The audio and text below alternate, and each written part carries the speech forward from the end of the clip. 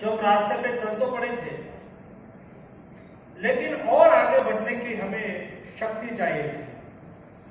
मैं मानता हूं कि 2 दिन का ब्रेनस्टॉर्मिंग सेशन में आपको नई ऊर्जा मिली होगी, आपको नया उत्साह प्राप्त हुआ होगा। ये ऊर्जा, ये उत्साह आपको आगे बढ़ने के लिए, इन दोनों योजना का इंप्लीमेंटेशन के लिए अवश्य आगे का पाथ को सुनिश्चित करेगा। दूसरा, जब हम ऐसे सेशन में रहते हैं, ऐसे कार्यक्रम में रहते हैं, जरूरी नहीं है कि हम कुछ बहुत बड़ा सुझाव दे देंगे तो ही ये योजना आगे बढ़ जाएगी। बहुत बड़ी सफलता के पीछे बहुत छोटा सा ही सुझाव आवश्यक होता है। आपने दिया हुआ छोटा सा सुझाव शायद ये योजना को तो इंप्लीमेंटेशन में सुविधा करेगा ही करेगा, लेकिन देश का हेल्थ सेक्टर को भी बदलेगा, देश के स्वास्थ्य को मजबूत करेगा, स्वास्थ्य फैसिलिटी को मजबूत करेगा। ये छोटा ही सुझाव, हम कहते हैं बूंद बूंद गिरते हैं तो सरोवर भर जाते हैं, और एक एक पत्थर लगाते हैं तो बड़ा डैम बन जाता है। होता है एक पत्थर, होता है एक बूंद, लेकिन सरोवर भरने में और समुद्र भरने में एक बूंद ही पर्याप्त हो जाता है। एक खोज होती है ऐसे कार्यक्रम के माध्यम से, कोई ऐसी चीज मिल जाए, कोई ऐसा सुझाव मिल जाए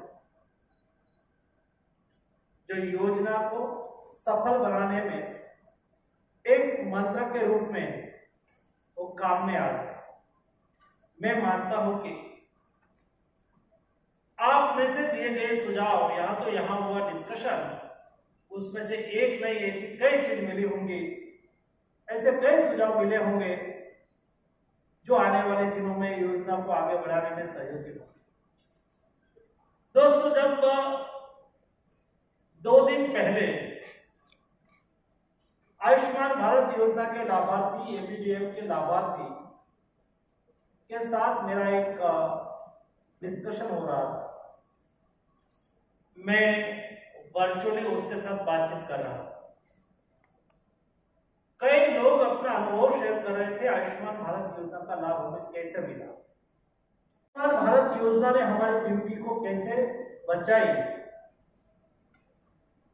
एक शायद 25 साल का लड़का था, उसकी पत्नी बीमार थी, बड़ा ऑपरेशन करने की नौबत आई थी, वो मजदूर था। वो जब बता रहे थे, उसकी वाइफ के आंखों में से आंसू निकल रहा था। उसको एम्स में आने के लिए पैसा उसके जेब में नहीं था। वो वहां से निकले थे ऑपरेशन कराने के लिए, जेब में मात्र आयुष्मान भारत का कार्ड था। लेकिन जब वो बात कर रहा था, तब वो बता रहा था कि आयुष्मान भारत का कार्ड था ना मेरे जेब में, तो मैं मानता था कि मेरे जेब में 5 लाख रुपया है। आयुष्मान भारत का कार्ड लेके मैं मेरी वाइफ को इलाज कराने के लिए जा रहा हूं। उसकी वाइफ को हॉस्पिटल में एडमिट किया गया, सर्जरी की गई, सर्जरी के बाद वो स्वस्थ हो गए। लेकिन अंत में उन्होंने बताया कि जो आयुष्मान भारत कार्ड नहीं होता तो आज मेरी पत्नी हमारे बीच में नहीं होती। दोस्तों, मैं धन्यवाद उसको देता हूं जिन्होंने उसको आयुष्मान भारत कार्ड बना के दिया। आयुष्मान भारत कार्ड बनाने वाले व्यक्ति, योजना जिन्होंने बनाई है, उसको तो धन्यवाद ईश्वर देंगे, उसको काम करने की शक्ति तो ईश्वर देंगे ही देंगे, लेकिन उसके दूत के रूप में जिस व्यक्ति ने कार्ड, छोटा सा कार्ड तो छोटा होता है, बनाने वाला कोई व्यक्ति होगा जिन्होंने बना के उसके हाथ में दे दिया होगा। दोस्तों, मैं उसका भी आभारी हूं जिन्होंने एक गरीब परिवार के व्यक्ति को कार्ड उसके हाथ में दे दिया। कार्ड देने के लिए कई लोगों ने उसको प्रोत्साहित किया होगा, कार्ड बनाने वाले से लेके ये पेशेंट को कार्ड बनाने तक पहुंचाने वाले से लेके व्यक्ति बहुत छोटा है, काम भी बहुत छोटा है, लेकिन आउटपुट दूसरे व्यक्ति की जिंदगी बचा देना है, एक परिवार को बचा देना है। ऐसे असंख्य परिवार इस देश के उसको बचाने के लिए काम करने का सौभाग्य हमें मिला है। मुझे सचमुच ये बात की खुशी है कि 2 दिन आप full time brain storming session में उपस्थित रहकर आपने यहां आए हैं, तो आपने कुछ सीखा भी होगा, कुछ समझा भी होगा, आपके मन में कोई क्लैरिटी भी हुई होगी, और एक क्लैरिटी के आधार पर आप वहां अच्छा आउटपुट दे पाएंगे। यहां जब मैं अवार्ड दे रहा था और यहां से पुरस्कार के लिए सबसे ज्यादा आयुष्मान भारत का कार्ड जिन्होंने बनाया हो, छोटे स्टेट में ज्यादा कार्ड बनाया हो, जिन्होंने इनोवेशन किया हो, और एक अवार्ड तो ऐसा दिया गया जो हमारे मंत्री महोदया वीना जी ने दिया कि जिन्होंने फ्रॉड को रोका। एक काम में आयुष्मान भारत योजना के इम्प्लीमेंटेशन में फ्रॉड होता है, उसको रोकने के लिए भी जिन्होंने काम किया उसको भी यहां से प्रोत्साहित किया। मैं मानता हूं कि अवार्ड एक केवल एक इतना ब्लॉक नहीं है, एक अवार्ड दोस्तों व्यक्ति को प्रोत्साहित करता है, एक अवार्ड हमारा हौसला बढ़ाता है, यही अवार्ड हमें आगे काम करने के लिए प्रोत्साहित करता है, और इसलिए इस टाइप का सम्मान पत्र देना बहुत आवश्यक होता है।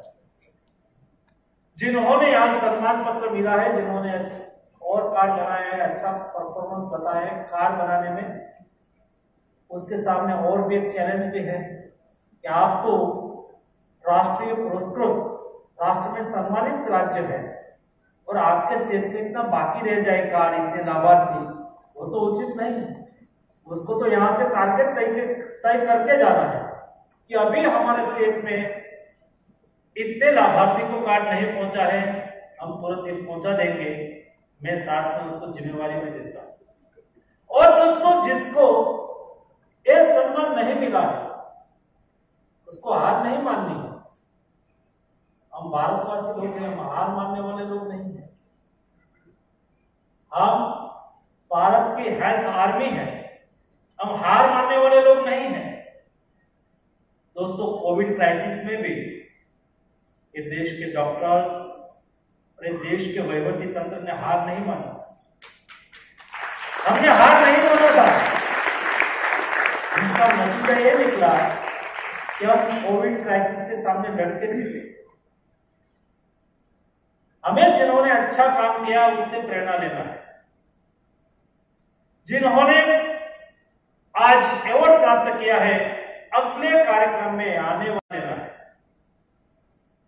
जिन्होंने आज अवार्ड प्राप्त किया है अगले कार्यक्रम में आने वाले वर्ष में ऐसा आरोग्य मंथन हो, हम यहां से संकल्प करके जाए कि आरोग्य मंथन में हमें भी पुरस्कार से सम्मानित होना चाहिए, हमें भी ये सम्मान मिलना चाहिए। ऐसा उजास लेके जाता है, ऐसा संकल्प करके जाता है। और जिन्होंने इनोवेशन किया है उसको तो और आगे इनोवेशन करना ही करना है, और स्कीम को हम अच्छी कैसे बनाए। हम एबीडीएम में अकाउंट खोलने के लिए और कौन सी सिस्टम हो जो हमें एबीडीएम में अकाउंट खोलने में सहयोग करे। हम एबीडीएम जैसे एक डिजिटल रिफॉर्म, उसमें हम ई-रुपीज को कैसे जोड़े, हेल्थ में हम ई-रुपीज को गवर्नमेंट योजना के साथ जोड़ के कैसे लाभ ले। ऐसा number of type of innovation यहां जिन्होंने प्रतीकात्मक तौर पर सम्मान मिला है इनोवेशन का, आने वाले दिनों में आज के इस आरोग्य मंथन से प्रेरणा लेके जाए। हमारे यहाँ के युवा लोग हैं जो फील्ड में काम करते हैं, जरूरी नहीं है कि कोई रिसर्च, कोई हम रिसर्च इंस्टीट्यूट में काम करते हैं तो ही हम रिसर्च कर पाए जी नहीं। गांव में रहने वाले मजदूर भी कभी रिसर्च कर देता है और खेत में हल चलाने वाले एक किसान भी अपने यहाँ इनोवेशन कर देता है। इनोवेशन ये हम सबका अधिकार है। जो फील्ड में काम करते हैं और प्रत्यक्ष अनुभव के आधार पर, हॉस्पिटल में काम करते हैं, प्रत्यक्ष अनुभव के आधार पर आपके संज्ञान में कोई नया इनोवेशन आपके ध्यान में आए, अवश्य और नेशनल हेल्थ अथॉरिटी के सामने रखना चाहिए। और ये इनोवेशन के लिए हमें हमारा नामांकन भी यहां देना चाहिए। जिन्होंने इनोवेशन के लिए सम्मान पत्र मिला है उसको भी अभिनंदन, और बाकी लोग इनोवेशन से प्रेरणा लें और आने वाले दिनों में ऐसे इनोवेशन यहां सामने रखे। जब मैं 2023 में ये कार्यक्रम में आऊं तब सब हम आज सम्मानित तो एक लोगों को कर पाए, एक स्टेट को कर पाए, 2 स्टेट को कर पाए, लेकिन इस बार 10-15 ऐसे इनोवेशन आए हैं जो योजना का इम्प्लीमेंटेशन में हमें बहुत सहयोगी होंगे या तो सहयोग किया है, ऐसी बात मैं सुनना चाहता हूं। लास्ट में हम सब लोगों की साझी जिम्मेवारी, कोई भी योजना बनती है, ये योजना देश के नागरिकों के लिए और गरीब लोगों के लिए। आयुष्मान भारत योजना दोस्तों गरीब लोगों के लिए चलाई जा रही योजना। गरीब परिवार के स्वास्थ्य को सुनिश्चित करना, उसका उपचार करने के लिए ये योजना बनाई गई है। उसमें फ्रॉड का अवकाश नहीं होना चाहिए। हम उसको फ्रॉड को पकड़े और एक्शन ले, ये तो एक बात है, लेकिन ऐसी नौबत ही ना आए। क्या हम समाज जीवन में और समाज में सोसाइटी को इस टाइप का एजुकेट कर पाए ताकि वो हॉस्पिटल भी रास्ते पे ना चले, कोई व्यक्ति भी एक रास्ते पे ना चले, कोई लाभार्थी भी रास्ते पे ना चले। दोस्तों ये तो कलंक होता है।